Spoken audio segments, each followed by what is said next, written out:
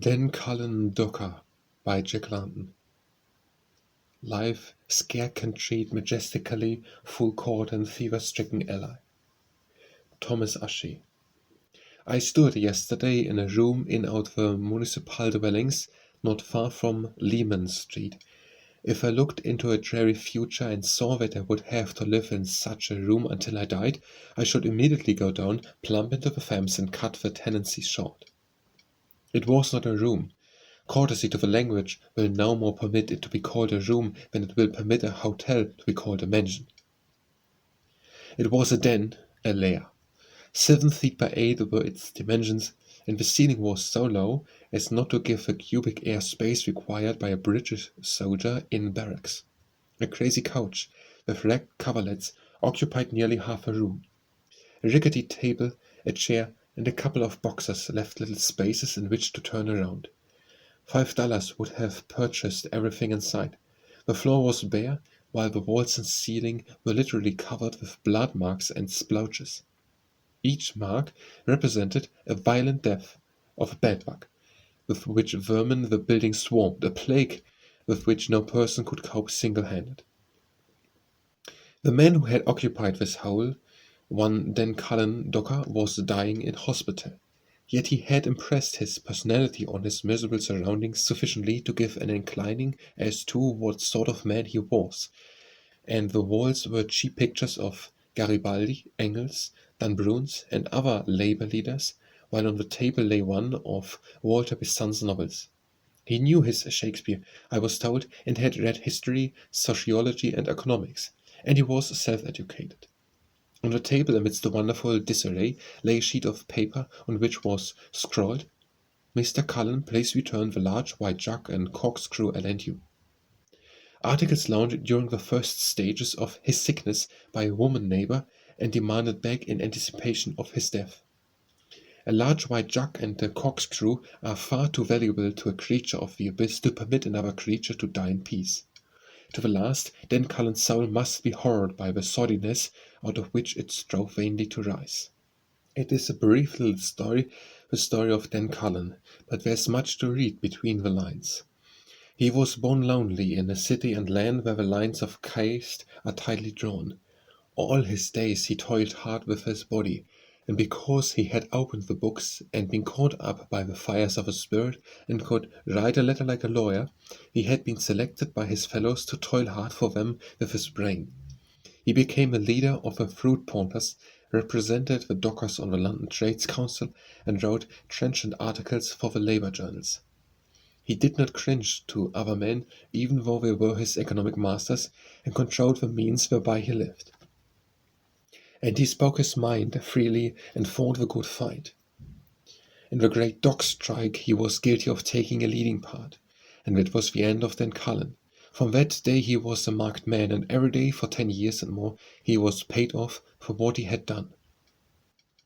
A docker is a casual laborer. Work ebbs and flows, and he works or does not work according to the amount of goods on hand to be moved.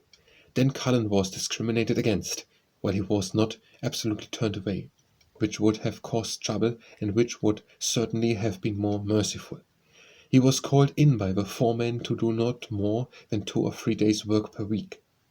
This is what is called being disciplined or drilled. It means being starved. There is no politer word. 10 years of it broke his heart, and a broken-hearted man cannot live. He took to his bed in his terrible den, which grew more terrible with his helplessness. He was without kith or kin, a lonely old man, embittered and pessimistic, fighting vermin the while and looking at Garibaldi, Engels, and Dan Brun, gazing down at him from the blood-bespattered walls. No one came to see him in that crowded municipal barracks. He had made friends with none of them, and he was left to rot. But from the far reach of the East End came a cobbler and his son, his south friends. They cleansed his room, brought fresh linen from home, and took from off his limbs the sheets, greyish-black with dirt, and they brought to him one of the Queen's bounty nurses from Aldgate. She washed his face, shook up his couch, and talked with him. It was interesting to talk with him until he learned her name. Oh yes, Blank was her name, she replied innocently, and Sir George Bank was her brother. Sir George Banker, thundered old Dan Cullen on his deathbed, Sir George Blank, solicitor to the docks of Cardiff, who, more than any other man, had broken up the Dockers' Union of Cardiff and was knighted, and she was his sister. Thereupon then Cullen sat up on his crazy couch and pronounced anathema upon her and all her breed, and she fled to return no more, strongly impressed with the ungratefulness of the poor. Then Cullen's feet became swollen with dropsy. He sat up all day on the side of the bed to keep the water out of his body. Now mat on the floor, a thin blanket on his legs, and an old coat around his shoulders. A missionary brought him a pair of paper slippers worth 4 pence, I saw them, and proceeded to offer up 50 prayers or so for the good of Dan Cullen's soul. But Dan Cullen was the sort of man that wanted his soul left alone. He did not care to have Tom, Dick, or Harry on the strength of 4 penny slippers tampering with it. He asked the missionary kindly to open the window so that he might toss the slippers out, and the missionary went away to return no more, likewise impressed with the ungratefulness of the poor.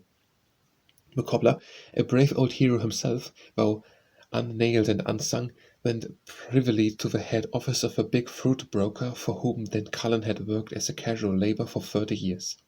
Their system was such that the work was almost entirely done by casual hands. The cobbler told them the man's desperate plight, old, broken, dying, without help or money, reminded them that he had worked for them 30 years, and asked them to do something for him. "Oh," said the manager, remembering Dan Cullen without having to refer to the books, "you see, we make it a rule never to help casuals, and we can do nothing." Nor did they do anything, not even sign a letter asking for Dan Cullen's admission to hospital. And it is not so easy to get into hospital in London town. At Hampstead, if he passed the doctors, at least 4 months would elapse before he could get in. There were so many on the books ahead of him. The cobbler finally got him into the Whitechapel infirmary, where he visited him frequently. Here he found that Dan Cullen had succumbed to the prevalent feeling that, being hopeless, they were hurrying him out of the way. A fair and logical conclusion, one must agree, for an old and broken man to arrive at, who has been resolutely disciplined and drilled for 10 years. When they sweated him for Bright's disease to remove fat from the kidneys, Dan Cullen contended that the sweating was hastening his death.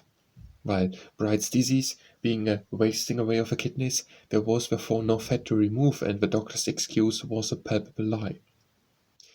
Whereupon the doctor became wroth and did not come near him for 9 days. Then his bed was tilted up so that his feet and legs were elevated.